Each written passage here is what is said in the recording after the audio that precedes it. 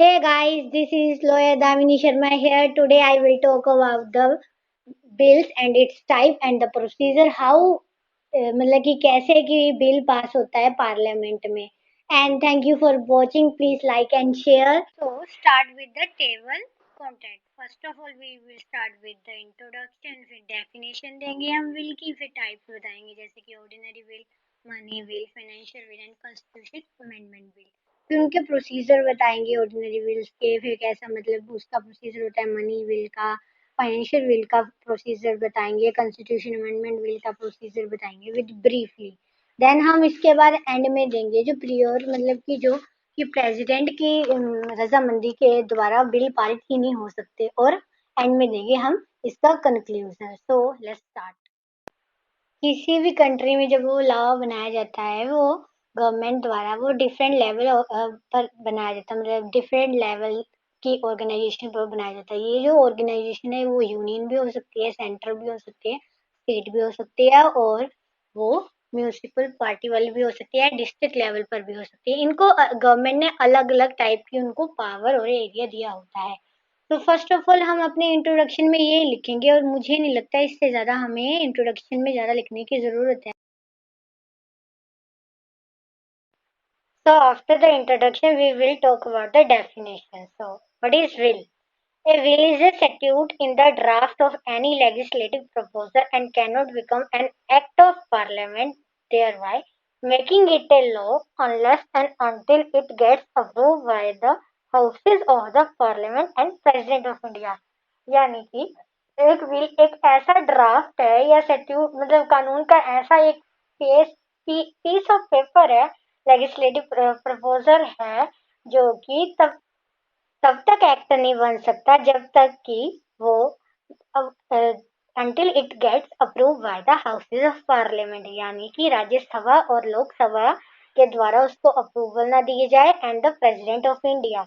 और सबसे ज्यादा जरूरी है हमें प्रेसिडेंट ऑफ इंडिया की. अगर बिल राज्यसभा और लोकसभा में पारित हो चुका है बट प्रेसिडेंट नहीं चाहते कि ये पारित हो तो ये बिल कभी भी कंट्री साइड में या किसी भी स्टेट में लागू नहीं होगा. So after the definition, we will talk about the types of wills in parliament. Like there are four types: ordinary, money, financial and constitution amendment will. Ordinary will वो होते हैं जो विल ना ही मनी विल होते हैं, ना ही financial will होते हैं और ना ही कॉन्स्टिट्यूशन विल होते हैं. इसको ऑर्डिनरी विल कहते हैं. इसका जो प्रोसीजर होता है पासिंग द ऑर्डिनरी विल कुछ सिंपल सा ही होता है. We will talk now. ये it can be introduce by any house. यानी कि ये लोकसभा भी इसको इंट्रोड्यूस कर सकती है, राज्यसभा भी को इसको इंट्रोड्यूस कर सकती है. It is pass in one house by simple majority and send to other house. यानी कि इसमें जो भी क्राइटेरिया है वो सिंपल मेजोरिटी का है. जैसे कि अगर लोकसभा में 455 मेंबर्स है तो उसमें उसके लिए इसमें उसके हाफ से ज्यादा +1 वाला चलता है इसमें system. After it pass in both houses it is send to the president. जब ये पास हो जाता है कि मतलब ये बिल पास दोनों की साइड से हो गया कि राज्यसभा और लोकसभा दोनों साइड से, तो ये प्रेसिडेंट के पास भेजा जाता है. But now president can have 3 option. और जब दोनों में पास हो भी गया फिर भी प्रेसिडेंट के पास 3 ऑप्शन होते हैं कि पहला तो वो उसको अपना असेट दे देते हैं विल को, यानी कि विल को एक्ट बना देते हैं. दूसरा है कि return the will for reconsideration and recommendation. मतलब कि उनको लगता है कि बिल में कुछ खामियां है या कुछ और किया जा सकता है अच्छा, तो वो वापिस भी कर सकते हैं. And hold the will for any amount of time like pocket veto, absolute veto. यानी कि वो कि उस विल को पेंडिंग रख सकते हैं जितनी मर्जी टाइम तक, 6 महीने तक जितना उनका कार्यकाल है. ये जो एब्सोल्यूट वीटो और पॉकेट वीटो है इसमें ही आते हैं. मतलब कि उनके पास उनकी मर्जी है कि वो नहीं चाहते कि वो बिल पास करे और वो बिल पीछे भेज भी नहीं सकते क्योंकि 24 कॉन्स्टिट्यूशन अमेंडमेंट में उनका ये राइट ले लिया था कि उनको बिल पास करना पड़ेगा अगर वो बिल राज्यसभा और लोकसभा में सिंपल मेजोरिटी या किसी भी मेजोरिटी से पास हो चुका है. तो वो पेंडिंग रख सकते हैं किसी स्पेसिफिक टाइम के लिए, अपने कार्यकाल के लिए. चाहे वो 3 साल हो या 5 साल हो, आफ्टर 5 ईयर नया प्रेसिडेंट आके देखेगा। The second one is money bill. Money bill वो है जो जिस डेफिनेशन में कहा गया है, any bill which contain one और more matters given in the article 110 of the Indian constitution is called money bill. यानी कि आर्टिकल 110 ऑफ इंडियन कॉन्स्टिट्यूशन बात करता है कि ओनली बात करता है मनी की, हाउ इट स्पेंड और यूज और इन्वेस्ट। नो एक्सटर्नल मैटर इसमें कोई ऐड नहीं होता, लाइक जैसे कि financial and all over. Now we will talk about the procedure for passing money bill. Money bill can only be introduced by the Lok Sabha with prior recommendation of the president। जो money bill है इसमें लोकसभा को इजारा दिया गया है, राज्यसभा को कुछ भी नहीं दिया गया है।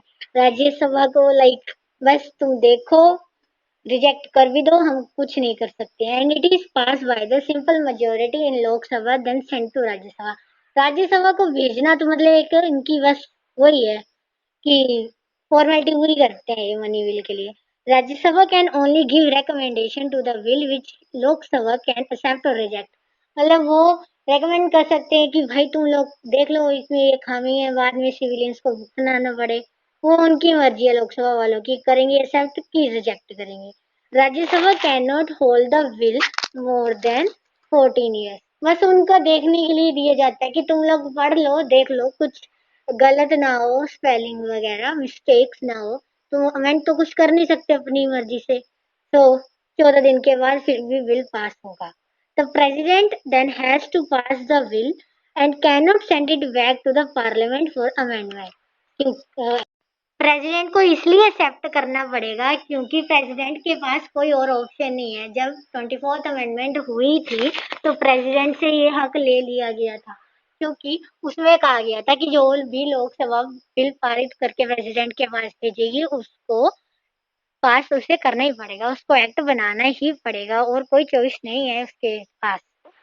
The next one is financial will, यानी जो will one or more matter given in the article 110 और also some other non monetary matter को कंट्रोल करता है, उसको फाइनेंशियल विल कहते हैं। इसका जो प्रोसीजर होता है वो कुछ कुछ ऑर्डिनरी विल के साथ बहुत ज्यादा मैच करता है। यानी कि it can only be introduce in the Lok Sabha. इसमें भी लोकसभा को इजारा दिया गया है, राज्यसभा को तो पूछा भी नहीं गया भाई इसमें भी। So sorry for her. After that the whole process is same as the ordinary bill. मैंने आपको पहले ही कहा था कि जो भी प्रोसेस होगा लोकसभा के बाद वही, कि लोकसभा बिल भेजेगा राज्यसभा को कि भाई तुम लोग देख लो। तो राज्यसभा को मर्जी हुई नहीं हुई, स्पेशल मेजोरिटी कुछ भी हुआ नहीं हुआ, उसको वो प्रेसिडेंट को भेजेंगे और प्रेसिडेंट को ये पास करना ही पड़ेगा। दैट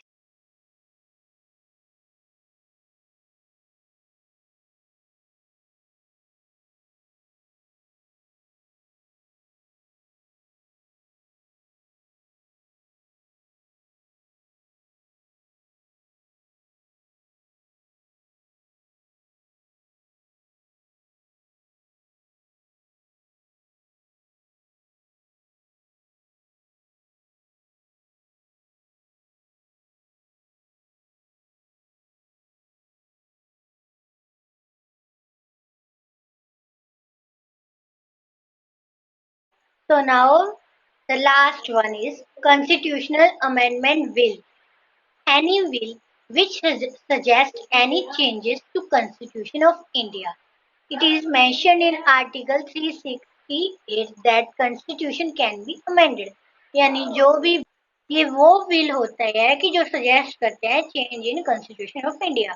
तो ये मेंशन्ड है आर्टिकल 368 में, जो कॉन्स्टिट्यूशन को कहता है कि अमेंड कर सकते हैं आप जब जरूरत पड़े तो।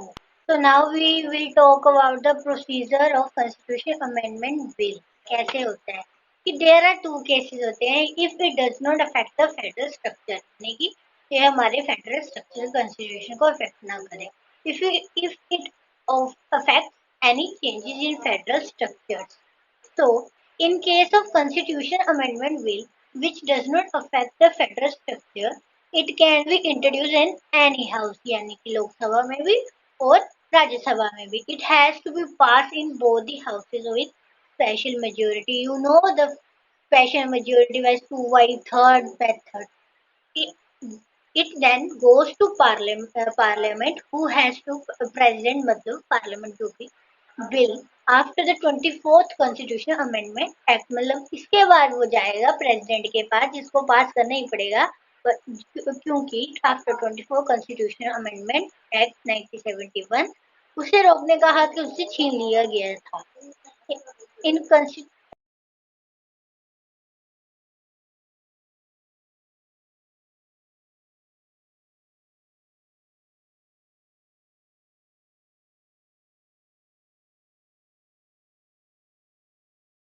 Now, in the second case of constitution bill which affect the federal structure, इसमें क्या पॉइंट्स है?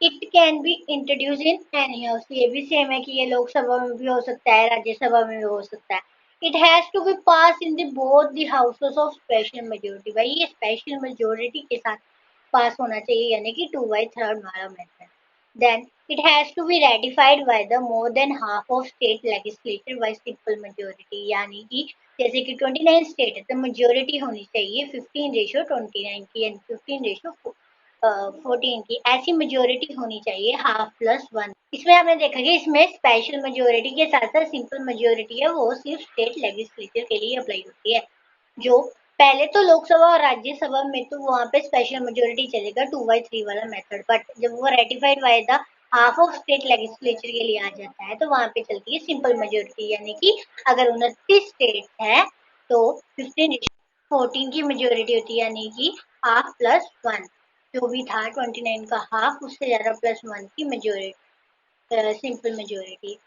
It then goes to the president who has to pass the bill after the वही कि 24 अमेंडमेंट के बाद उसे नहीं लिया गया था तो उसको वो बिल पास करना ही पड़ेगा he have no choice then ऐसे की जो Now, we will talk about the bills which are introduced on the prior permission of president. मतलब मोस्ट प्रायोरिटी परमिशन चाहिए ही हमें प्रेसिडेंट की यानी कि जैसे money bills financial bills ordinary bills related to the article 3 या ऑफ इंडियन कॉन्स्टिट्यूशन यानी changing the name and the boundary of state any bill which affect the taxation in which state are interested article 274 state will which impose restriction of freedom of trade article 304 article 274 I think जो है कि वो है GST वाला जैसे कि वो GST वाला लागू हुआ था वो वाला है इसका example so that's it about the priority है कि इसमें प्रेसिडेंट की हामी चाहिए ही चाहिए So, at the last, I will talk about the conclusion. Therefore, a will is just a draft before it becomes an act of parliament. For it to become an act of parliament, the will must be follow various procedure जो कि हमने ऊपर पढ़ चुके हैं मतलब at the end हम ये कह सकते हैं कि जो बिल है वो सिर्फ ड्राफ्ट ही है जब तक कि वो एक एक्ट ना बन जाए जब वो एक्ट बन जाता है तो वो एक बिल बन जाता है वो चाहे एक ऑर्डिनरी हो मनी हो फाइनेंशियल हो या कॉन्स्टिट्यूशन अमेंडमेंट बिल हो so thank you for watching please like and share bye see you please take care of all thank you